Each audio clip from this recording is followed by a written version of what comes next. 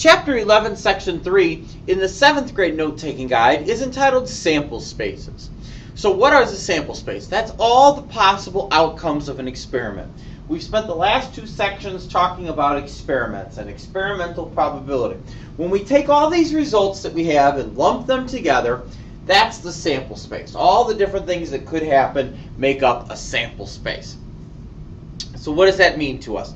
Well, once we have all the possible outcomes of an experiment, right, that's how I actually set up my probability. Because remember, probability compares whatever we want to happen, the number of favorable outcomes, to the total number of things. So I need to know the total number of things, because if I don't know the total, I can't then write the probability. So the sample space is important because all the possible outcomes put together is how I write my comparison to the total. All right, fundamental counting principle. It says if one event has m possible outcomes and a second has n possible outcomes after the first has occurred, then there are m times n total possible outcomes for the 2 events.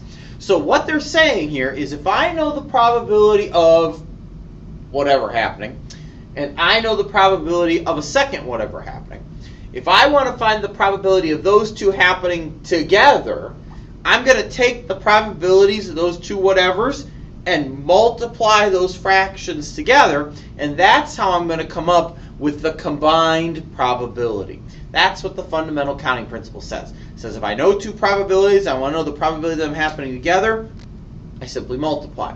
There's nothing new for us to learn there, though, because we already know how to multiply 2 fractions together. So the fundamental counting principle is us just taking that idea of multiplying fractions and actually applying them to a real concept. So number 1 says a bag has a red, a blue, and a green tile. A second bag has a red and a blue tile. Vincent draws 1 tile from each bag. What are all the possible outcomes? How many outcomes are in the sample space?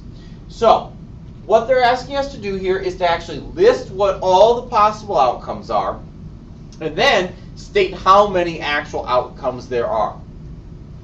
So here, all right, what are we doing? We're going to find all the possible outcomes of drawing 1 tile from each bag and determining the size of the sample space. What do we know? There's 2 bags. Bag 1 has a red, a blue, and a green tile, and the second bag has a red and a blue tile. If he's going to draw 1 from each, and we're going to figure out all the different possibilities based on that scenario. So what they're going to do here is make a little diagram to show us what could happen. All right, in the first bag, he could draw a red tile, a blue tile, or a green tile, which is what I'm showing you here in the list. Now the reason each one is listed twice is because of bag 2. In bag 2, we know we could draw a red tile or a blue tile. Well, if I drew red first in bag 1, I could then draw red in bag 2, or if I drew red first in bag 1, I could then draw a blue tile from bag 2. So red in bag 1 leads me to 2 different options for bag 2 depending on what happens, which is why red is listed twice. If I draw blue in bag 1, I could then pull a red in bag 2, or I could start with blue in bag 1 and then draw a blue in bag 2, which is again why each B is listed twice even though there's only 1 blue tile. And then here, if I start with the green tile out of bag 1, I could then pull the red tile out of bag 2 or the blue tile out of bag 2. So there's green and blue. Now the question is asking me to list all the possibilities, which is what we've done here in this diagram. Red and red, red and blue, blue and red, blue and blue, green and red, green and blue.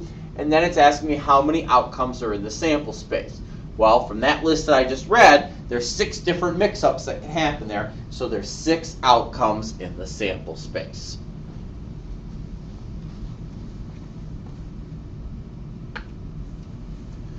Now another way to do this is with a branching diagram or a tree diagram, which is what this question is about to do. It says there are 4 cards and 2 tiles in the board game. The cards are labeled N, S, E, and W. The tiles are numbered 1 and 2. A player selects 1 card and 1 tile. What are all the possible outcomes? How many outcomes are in the sample space?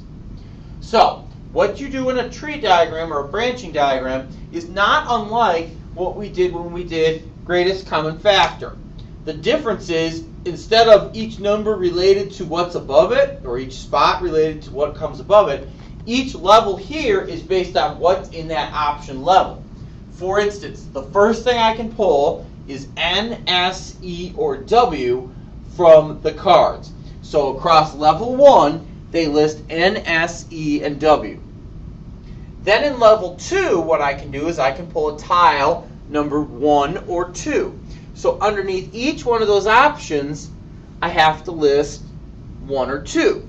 Because, for instance, I could pull N first and then get a 1, or I could pull N first and then get a 2.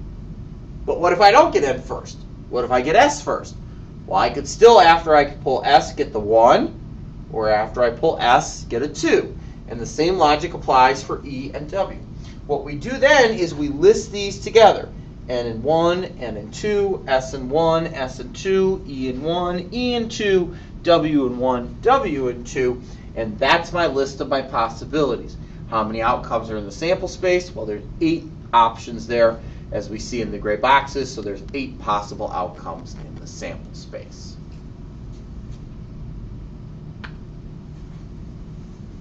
Now, they're going to stop asking you now here in this particular question to actually make the list, because what's going to happen is the list is going to start to get really big.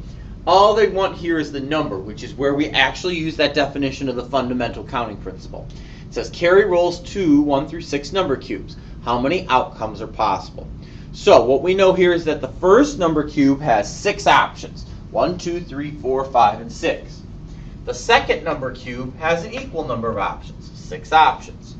So to find the combined number of options there, I'm just going to multiply the number of options together that I had at each opportunity. 6 options from the first number cube and 6 options from the second number cube yields 36 total options, or 36 possible outcomes. Now, how do we know that to be true? How can we see that in motion? Well, let's go back to the last question. If we go back to the last question here, we knew that level 1 gave us 4 options, N, S, E, and W. Level 2 gave us 2 options, 1 or 2. So if I have 4 options in level 1 and I have 2 options in level 2, how many total options do I have? Well, based on the rule, it says multiply. 4 times 2 gave me 8. What's our answer here? Well, no surprise, our answer was indeed 8. If I go back and look at number 1 here, all right, in bag 1, we had 3 options, red, blue, and green. Bag 2, how many options did we have? 2 options, red and blue. How many total options do I have? Well, the rule says multiply. 3 times 2 should change into 6. That does indeed yield 6 total options, as we saw here when we listed them out. So the rule actually has worked for us in the last 2 questions, and we didn't even realize it. All we have to do is multiply the number of options at each level together, and that will give me the total number of options.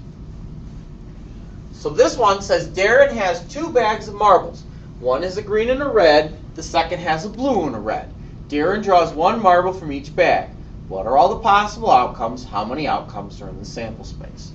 So in bag 1, what can happen? Well, in bag 1, he can pull a green marble, or he can pull a red marble. Then he goes to bag 2. In bag 2, he can pull a blue marble or a red marble. So underneath each one of these, I need to list those options, because I could start with green and then pull that blue marble, or I could start with green and then pull the red marble from bag 2. I could start with the red marble in bag 1 and then pull the blue marble from bag 2, or I could start with the red marble in bag 1 and then pull the red marble in bag 2. We end up with 4 possible outcomes: green and blue, green and red and blue, and red from both.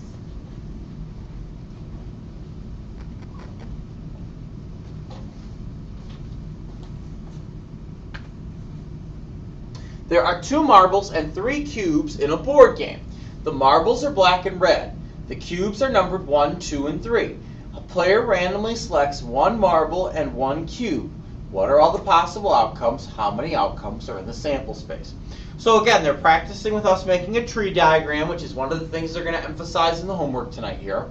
We know that we could start with the 1, the 2, or the 3. So they're starting off here with the cubes, which is what they're talking about here in line 1, and then they give us the numbers that go with them in line 2. So I could start off and get the 1 cube, the 2 cube, or the 3 cube. Then I'm going to get some marbles. Well, if I pull marbles, I'm either going to get black or red. Well, if I start with the 1, then I can pull black or I can pull red. If I start with the 2, then I can pull black or then I can pull red. If I start with the 3, then I can pull black or then I can pull red. So what are my options here? 1 in black, 1 in red, 2 in black, 2 in red, 3 in black, 3 in red, for a total of 6 options.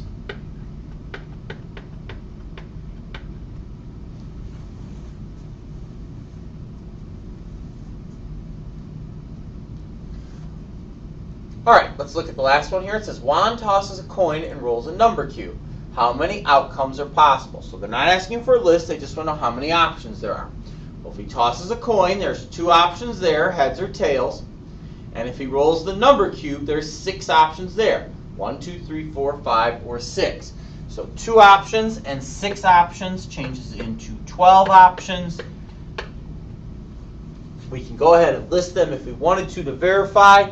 It would be 1 in heads, 1 in tails, 2 in heads, 2 in tails, 3 in heads, 3 in tails, 4 in heads, 4 in tails, 5 in heads, 5 in tails, 6 in heads, 6 in tails. Does indeed yield 12 total options based on that list. The same result as what we got when we used the counting principle to multiply 2 options and 6 options together to yield 12 total options.